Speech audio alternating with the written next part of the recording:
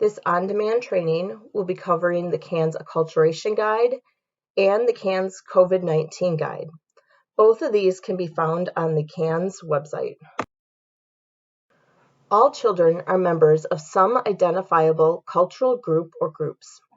Cultural identity includes race, sexual orientation, religion, etc., but should be defined by the child and not limited to more than one traditional form of culture. Please keep in mind that trauma often occurs within the context of a greater structural inequalities. These following items, particularly cultural stress, may help rate current strain from these structural inequalities. The first item in the acculturation domain of the CANS is number 44, language.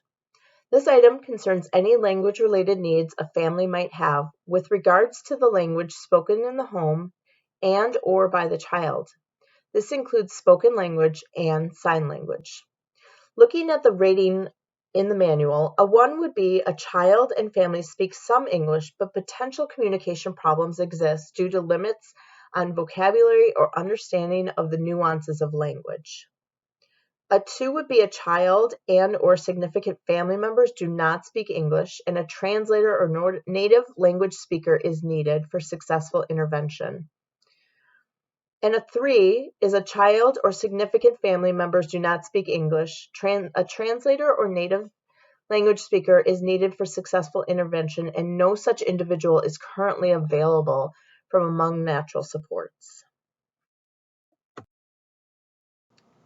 The next item is number 44, identity. Cultural identity refers to the child's view of themselves as belonging to a specific cultural group. This cultural group may be defined by a number of factors including race, religion, ethnicity, geography, or lifestyle. This item rates potential conflicts within the child's cultural identity. A 1 is a child is experiencing some confusion or concern regarding his or her cultural identity. A 2 would be a child who has significant struggles with his or her own cultural identity. The child may have cultural identity but is not connected with others who share this culture. And a 3 is a child has no connection to his or her cultural identity or is experiencing significant problems due to internal conflict regarding his or her cultural identity. Item number 46 is ritual. Cultural rituals are activities or traditions that are culturally specific, including the celebration of holidays such as Ramadan, Kwanzaa, etc. Rituals also may include daily activities that are culturally specific. For example, praying at specific times or eating a specific diet.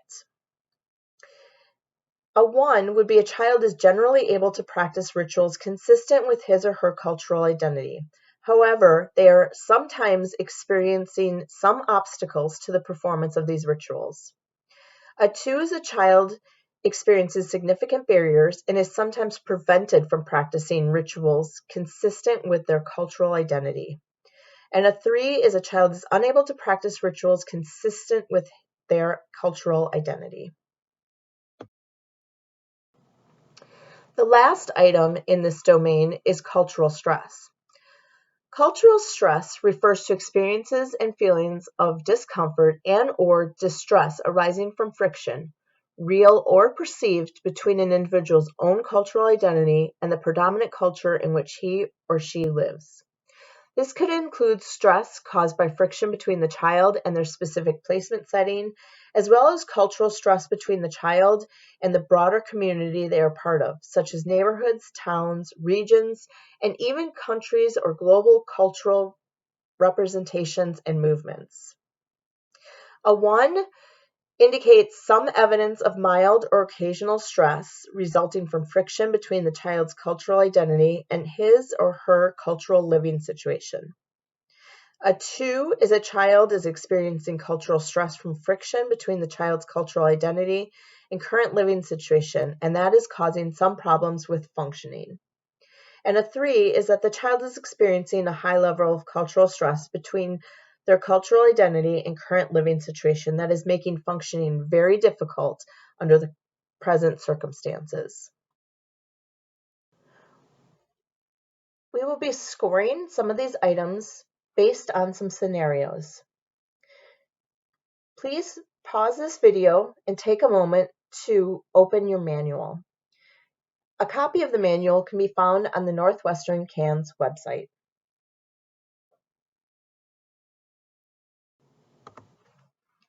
Jose and his siblings were recently placed in foster care after his mother was arrested and placed in a rehab facility. Although he speaks English at school, he and his family speak Spanish at home. The foster parents he has been placed with understand some basic Spanish, but only speak English in the home. As an 8-year-old, Jose occasionally misunderstands informal language, such as slang, used in the house, but the family is quick to explain. How would you rate number 44, language?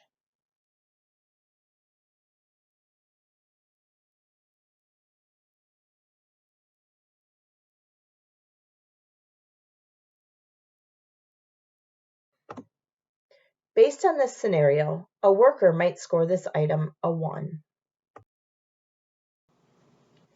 Katrina's family recently became involved with Intact Family Services after she was hospitalized for a suicide attempt. Katrina has experienced complex trauma and states that she feels very lonely. After a few meetings with a therapist, she discloses that she thinks she identifies as queer, but that she has no one to talk to about it. She worries that her family and friends will be unsupportive and states that she feels like she's hiding in plain sight.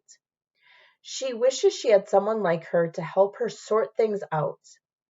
How would you rate number 45, identity?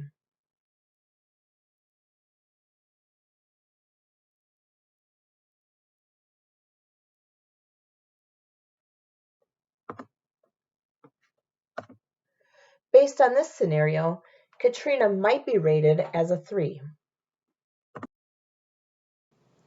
Although Maya is only 8 years old and does not actively watch the news or consume social media, she saw a news clip at a neighbor's house of a black man being suffocated by police. She has noticed the adults in her life seem more on edge, and the buzz of recent protests and police violence over the news programming and general conversation. When asked if she noticed when she began wetting the bed, Maya states it's often after she has nightmares that her father is being shot by police for being black. How would you rate number 47, cultural stress?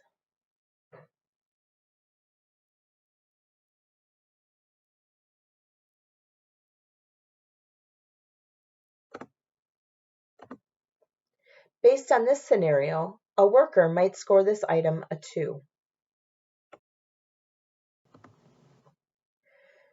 David recently was placed in a group home in a new neighborhood. He is 15, black, and had lived in a prominently black area of Chicago for most of his life. The neighborhood he has been placed in is prominently white, as are many of the staff at the group home. Neighbors have called the police when seeing him walking around the block, and on a few occasions he has felt harassed by the police. He ultimately was released to staff, but no longer feels safe leaving the placement. He says these walks help him clear his head, and as a result, he's been losing his temper more often. Police have also been called to the placement by staff, stating that they felt threatened by David. David states that he sometimes loses his temper, but that he is not aggressive and has not threatened staff or other youth in the home. He no longer leaves his room and has become completely withdrawn or angry with the staff and his peers. How would you rate number 47, cultural stress?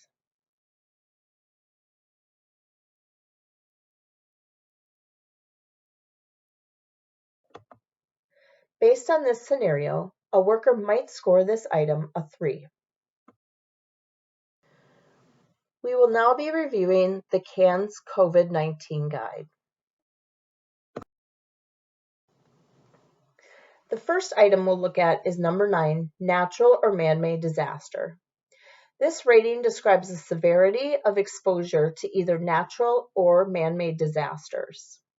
Keep in mind that this item is in the trauma section, and it is historical and cumulative. Looking at the manual, the pandemic is a natural or man-made disaster, and almost all youth have been impacted in some way. Secondhand exposure via the news or adults would be rated a 1. Youth who have been directly impacted by school closures, etc., would be rated a 2. Number 14, adjustment to trauma. This item covers the youth's reaction to any traumatic experience. It is a cause and effect item that describes how the child is currently adjusting to previously experienced trauma. Is the youth having nightmares or experiencing constant anxiety related to COVID-19? Is the youth having mild problems currently due to COVID-19 that may ease with the passing of time? A child who is experiencing mild problems with adjustment that may ease with time should be scored a 1.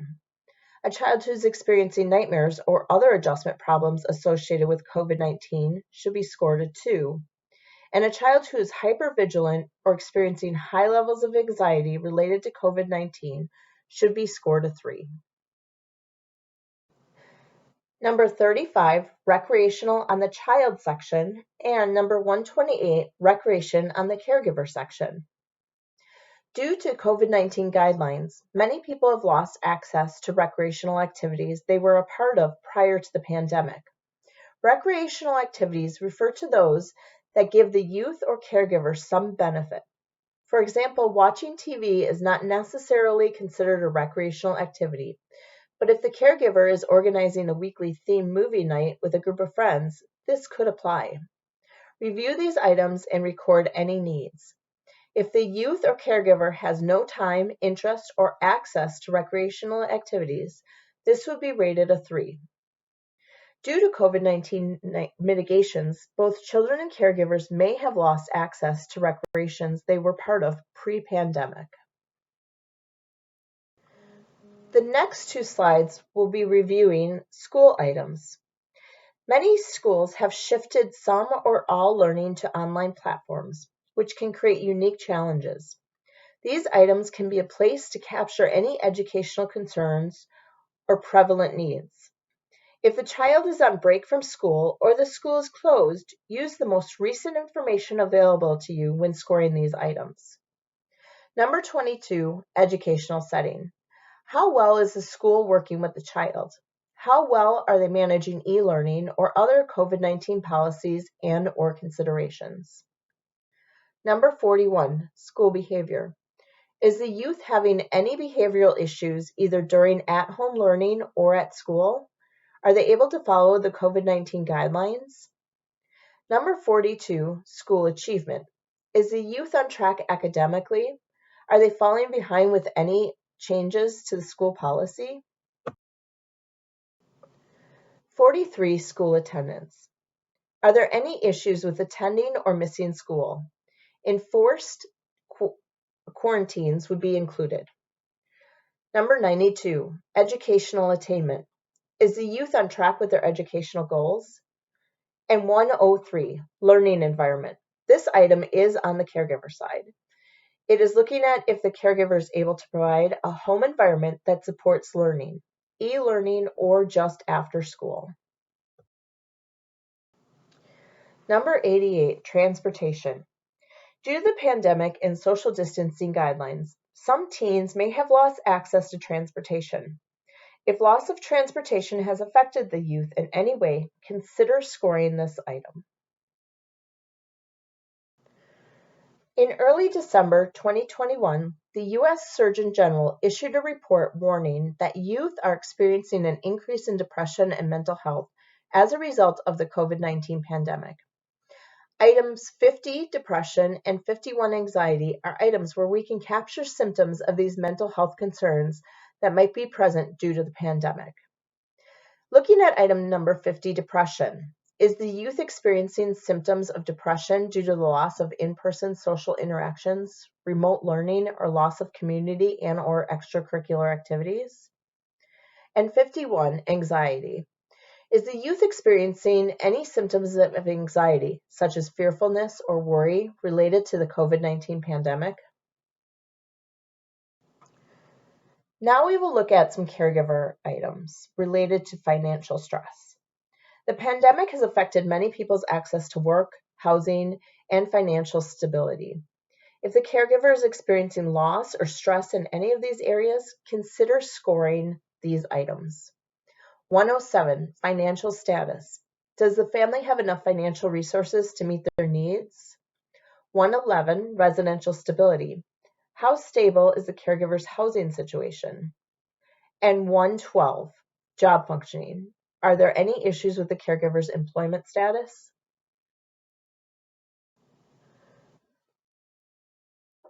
Due to social distancing and COVID-19 guidelines, some caregivers may have lost access to their resources. 108 looks at organization. Is the caregiver able to participate in or direct the organization of a household and related activities? And 109, resources. Does the caregiver have sufficient social, familiar, and community resources to meet the needs of the child? Have these been negatively impacted by the pandemic? 116 looks at natural supports. Does the caregiver have access to free supports, such as family, church, etc., to assist them with the family's needs?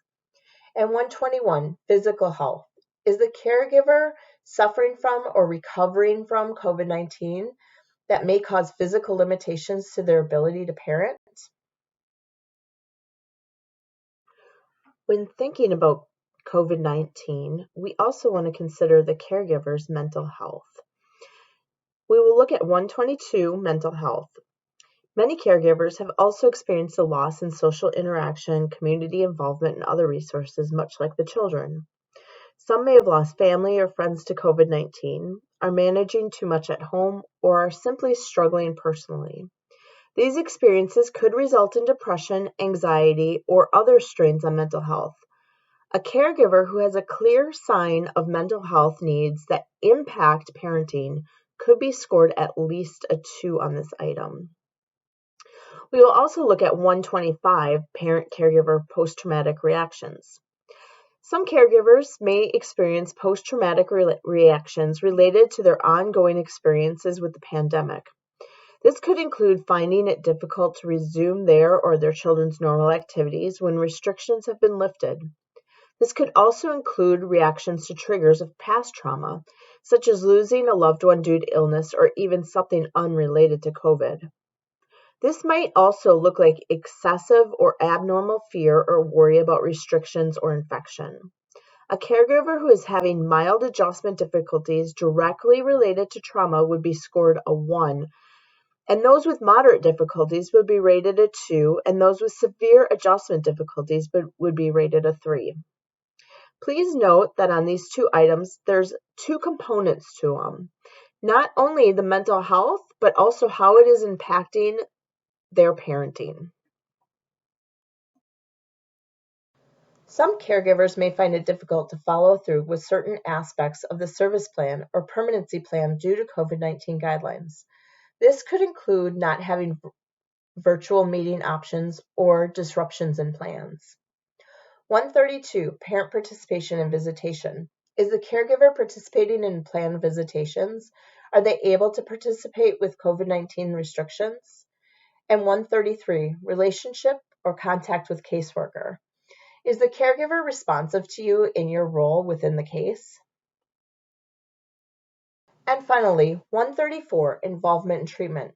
Is the caregiver involved in any suggested or mandated treatments, such as parenting classes, substance abuse counseling, etc.? Has treatment been impacted by the pandemic? And 135, parent involvement participation. Is the caregiver participating in or able to participate in shared parenting activities such as medical appointments, teachers' conferences, etc.? Again, we will be practicing some of these COVID-19 items. Please take a moment to pause the video and grab your manual. Number 9, natural or man-made disasters should be scored 2 for youth have been directly impacted by school closures during the pandemic. True or false?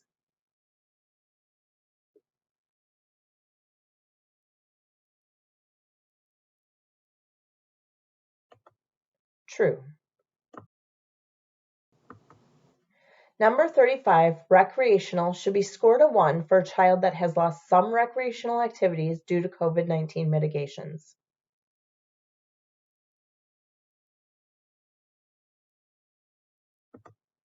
True. How would you rate number 42, school achievement, for a child who has fallen behind in school because of e-learning, school closings, or quarantine requirements?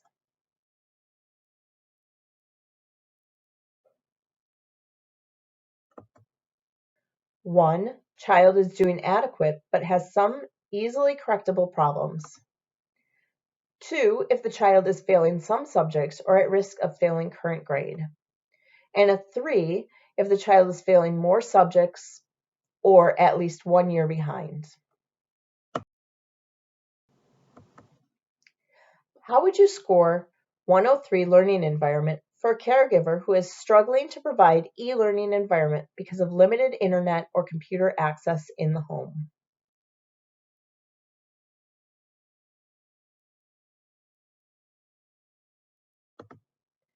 Two. Number 50, depression, should be scored for youth who's experiencing symptoms of depression due to the loss of in-person interactions, remote learning, or loss of extracurricular activities. True or false?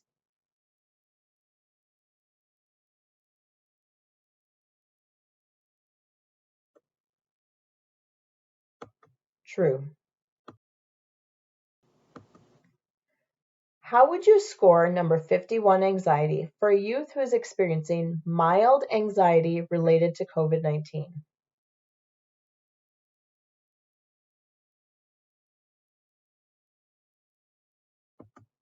1. How would you rate a parent on 111 residential stability who is at risk of being evicted from their apartment after losing a job due to COVID-19 pandemic?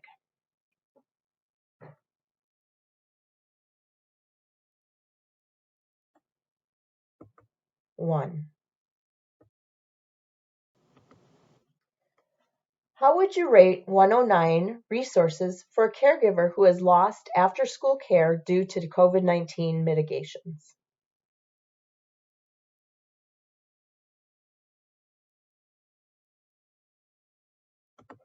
2. 116 natural support should be scored for a caregiver who may have lost child care that was being provided by an extended family member. True or false?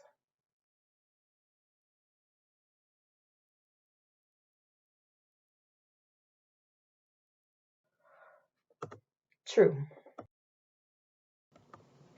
How would you rate 113 relationship contact with caseworker for a parent who may be struggling to follow up on appointments due to COVID-19 mitigations, such as meetings being moved to Zoom?